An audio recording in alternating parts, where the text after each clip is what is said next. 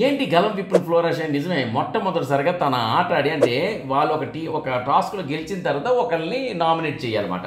So లూడోలో గెలిచిన తర్వాత nominate చేయాలంటే మరి ఫ్లోరా షైని ముందుకు వచ్చి ఏకంగా హరీష్ని నామినేట్ చేసిందండి. ఇది షాకింగ్ న్యూస్. ఆమె గొంతు విప్పడం అనేది ఒక షాక్ అయితే హరీష్ని నామినేట్ చేయడం ఇంకో షాక్ అండి. ఎందుకంటే ఫ్లోరా షైని హరీష్ ఇద్దరు ఫ్రెండ్స్.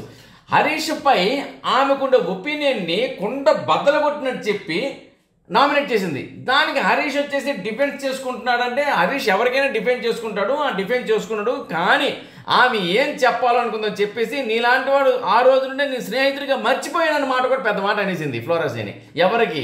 మన హరీష్కి.